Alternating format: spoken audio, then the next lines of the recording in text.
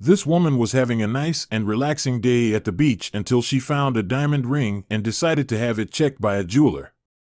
She couldn't have expected what happened next as her life was thrown upside down, and she had to trust a total stranger to help her. Woman finds diamond ring on beach. When jeweler sees it, he tells her this. Naomi was enjoying a relaxing day at the beach, away from all the stress at her apartment and job. She was there early before the beach got too crowded and the sunshine too bright. But when she walked back to her spot, she suddenly felt a sting in her feet. Worried about a possible jellyfish sting, she immediately fell to the ground and checked her foot. When she looked at her feet, there was nothing that indicated she had been stung by an animal. Then, something caught her attention. There was something in the sand, right where her feet just stood. In her hand, Naomi held a diamond ring. She was impressed by the size of the diamond. This has to be an insanely expensive ring, she thought while taking another look at it. She blew and wiped away the sand and tried it on, but it was too small for her. Then she noticed something. At first, she didn't notice it, but when she tried it on, she felt something with her fingertip. Inside the ring, there was an engraving. It was very subtle to the naked eye, but she could clearly feel it. Naomi tried her best to make something of the engraving, but she couldn't. She was conflicted about what to do. It was a very nice ring that was probably worth a lot of money, but was it right for her to take it home and potentially make money off it? Maybe it was a wedding ring because of the engraving, she thought, not knowing how wrong she was. It has to be a wedding ring, she assured herself. I have to try and get it back to the rightful owner, she thought. Naomi would have wanted her wedding ring back if she ever lost it. She thought about how she would be able to find out the owner. I need an expert, she thought. Naomi walked back to her spot and got dressed. On her way to the car, she looked up the nearest jeweler and was happy to see it was just a few minutes away. She got in her car and drove off, unaware of the huge discovery she would soon make. Naomi grabbed the door handle of the jeweler and looked at the ring in her hand as she considered her options. She shook her head and pushed the door open. The old man behind the counter glared at her. He had long gray hair and bushy eyebrows with dark eyes behind small glasses. When Naomi handed the shabby-looking old man the ring, she couldn't help but notice the surprise on his face. She knew how he felt, as she had that same look on her face just a moment ago. She saw how he quickly recovered his body language and took a look at her. Naomi felt the jeweler didn't fully trust the situation as he asked how she got this ring and why he had to take a look at it. She didn't really like that these were his first questions, but it wasn't that weird, she thought as she tried to explain the situation as confidently as possible. She still felt like the jeweler didn't believe her, but he started inspecting the ring, so she quickly discarded that feeling. Even though he had all the tools he needed to see everything there was to see, Naomi told him about the engraving she found on the inside of the ring. Naomi followed the actions of the man closely and saw how he suddenly stopped, silently gasped, and quickly went on with the inspection as if nothing happened. If she hadn't paid so much attention, she wouldn't have noticed it. She looked up and was startled by the old man staring at her. Without saying anything, the man picked up his phone and started making a phone call. He gestured for her to wait and walked into the back room, out of her hearing range. Naomi can see the man pacing around in his room. Is this about the ring? She thought while a shiver ran through her. While standing alone in the shop, looking at the manic-pacing jeweler, Naomi started having second thoughts. She felt that the old man was behaving weirdly and wasn't sure this was the right decision. When she decided to leave, she realized the ring was nowhere to be found. He had it. There was nothing she could do, so Naomi waited for the old man to come back. Moments later, the door flew open, and he hurried towards her. He had a half-worried, half-angry look on his face. The next thing out of his mouth would shock Naomi to her core. "This ring you found," he began, "is part of a stolen museum collection." Naomi's vision got dark and blurry. What? It's part of what?" she said eventually. "It's stolen, so how did it get in your possession?" he asked imperatively. Naomi's pride was swept away as she was taken off guard by this news. It's stolen. She had a hard time wrapping her head around the news. The old man was still staring at her, waiting for her answer. I just found it this morning, on the beach not far from her. She simply told the truth, hoping the jeweler would believe her story. From the moment she set foot in his store, the jeweler had tried to estimate what kind of person Naomi was. He was acting so harshly and angrily to confirm his suspicion. She was a harmless woman who wound up in this situation. Let me tell you about this incredible ring, he eventually said calmly. The jeweler explained that the ring was part of an art collection that was stolen about a decade ago and that both the person responsible and the stolen art were never found. According to his knowledge, this ring was the very first piece that had turned up after all these years. Naomi listened to the jeweler tell the story of the theft. According to him, it was a legendary heist, it was all over the news, and the best police task force was put on the case. It's no coincidence you went to me with this ring, the jeweler said. She looked at him confused. What do you mean? She asked. The man behind the counter explained that on the night of the robbery, his brother was on the night shift at the museum. The universe works funny like that, the jeweler said with a straight face. I will redeem him. For my brother's sake, I have to do some research. Can I keep the ring for a moment? He asked. Shouldn't we give it to the police? Naomi responded. This is a piece of jeweler's history, and that happens to be my expertise. You can always give it to them afterward, he answered. Naomi is intrigued by the story and the sudden change in the old man's behavior. She was interested in how the situation would develop but didn't fully trust the jeweler yet. Contemplating her options, she suddenly found the solution. You can keep the ring, but I will stay and help you, she said. The jeweler rejoiced about her decision and took another look at the ring. The ring was still in very good condition, even though it hadn't been in a museum for over a decade. There were some markings on it, probably from the sand of the beach. Then he noticed something else. At the stem of the diamond, the place where it was fitted onto the ring, there was some minor damage. It looked like someone had tried to scrape the diamond of the ring, but gave up. What a shame, he said while showing Naomi.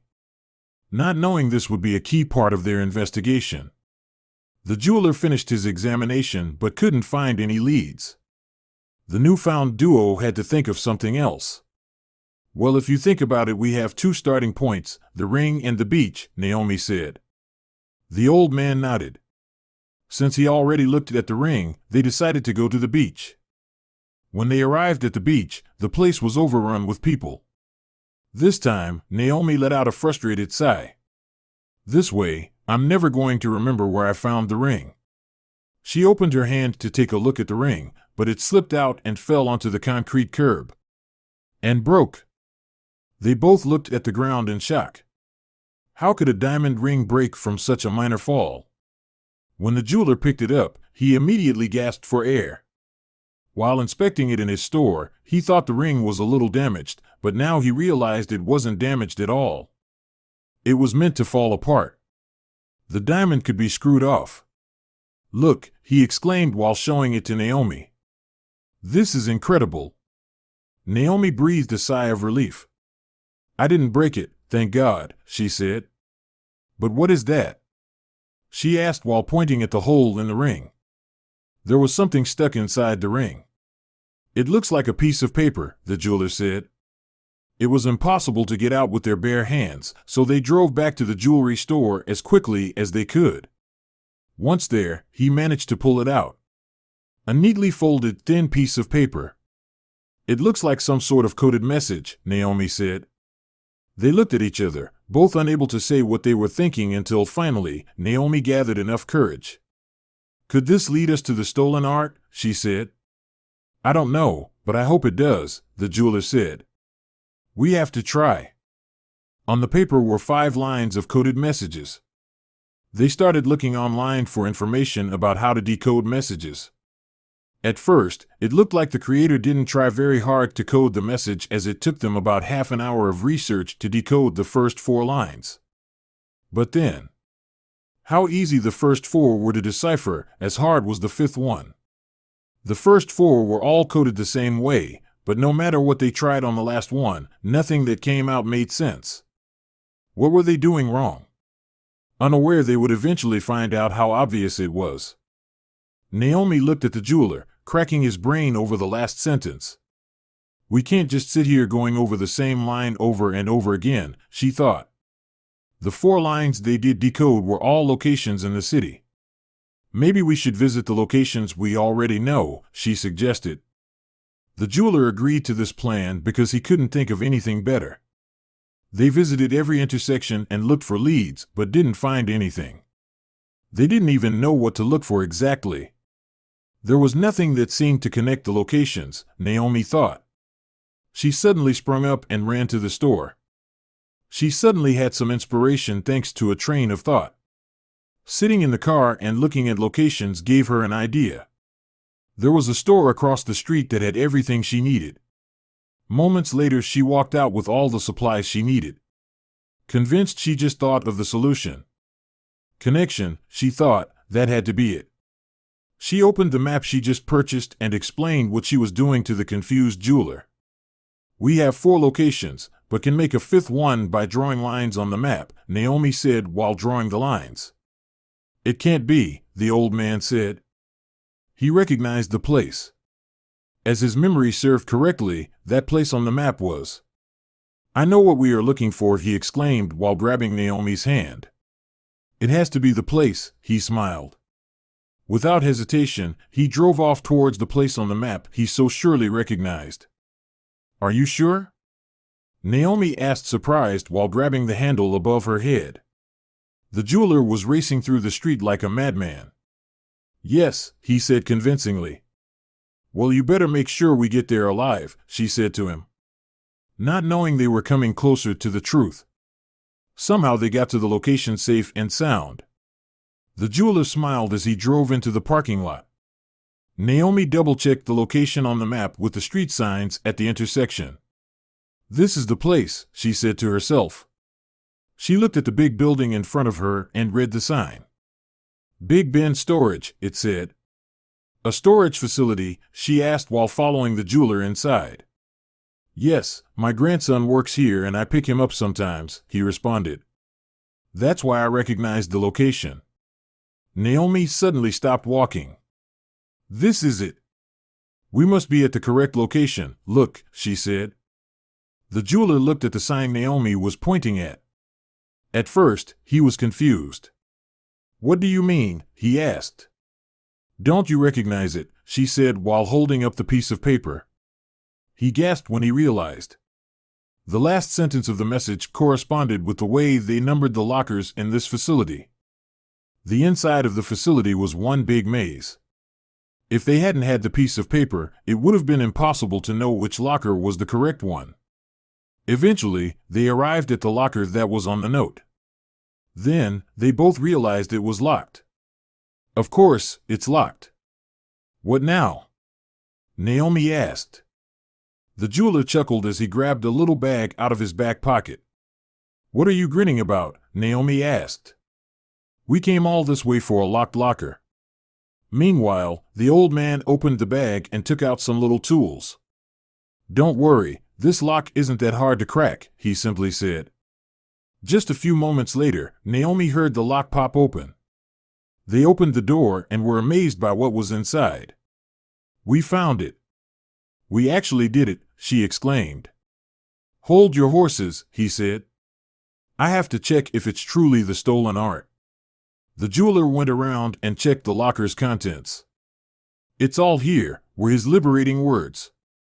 This is amazing, it's still complete after all these years. Both were looking around a lot, careful not to touch anything. We have to call the police, Naomi said. But what do we tell them? The jeweler thought about it for a while. Let me handle it, he said. The jeweler called the police, and just a few moments later, the building was filled with police officers. A detective came walking toward them. You are the callers? He asked. Yes, we called immediately when we found out what was in this locker, the jeweler said. He went into further detail on how they got there. They got taken to the station to take their statement. At first, Naomi and the jeweler were the main suspects, even though they were the ones to report the stolen art. But after their statements, they were free to leave, but they were asked to stay in touch for potential follow-ups. On behalf of the entire police department and the museum, I want to thank you both for reporting the stolen art, the detective told them at the end of the day. It was our pleasure, Naomi responded.